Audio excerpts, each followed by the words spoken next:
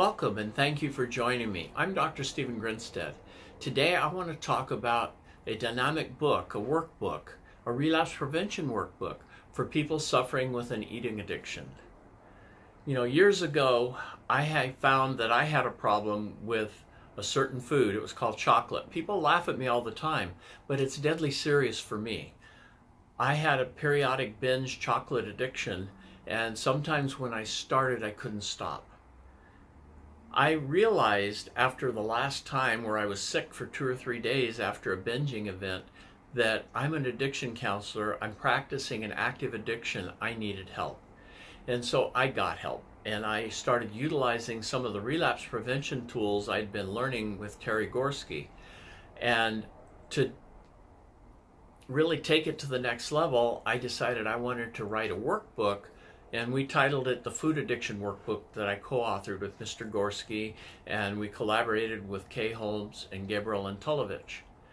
And we field tested a lot of the instruments in the book with a lot of members of Overeaters Anonymous and Food Addicts Anonymous until we got it to a point we felt good to publish.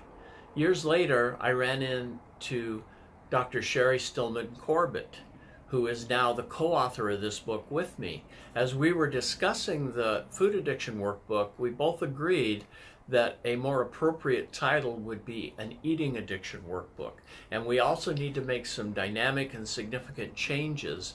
Dr. Corbitt has been working with eating disorders for many years, and I've been working with addictive disorders and relapse prevention for many years, so we teamed up our knowledge and developed this strategic step-by-step approach that helps with patients developing a healthy living plan. We both agree that diets don't work for the long term. What people need is a healthy living plan that has a healthy eating plan. They need to identify their triggers that will lead them back into problematic use of food. And also, everybody's different, so we have a whole section where people can self-define what their target problem is. Then we take them through a process to see how serious the problem is, what are some of the high-risk situations that might tempt them to go backwards once they got into living a healthy living plan and a healthy eating plan, and then take it through the Gorski-CENAPS relapse prevention step process, but modified and strategized for this population. I'm very excited about this book. A lot of programs, a lot of eating addiction programs, eating disorder programs have utilized it since it's been published. And I really want to let you know that this is a valuable resource. So if you're someone suffering from an eating addiction, or you're a healthcare provider working with this population, please check out this book.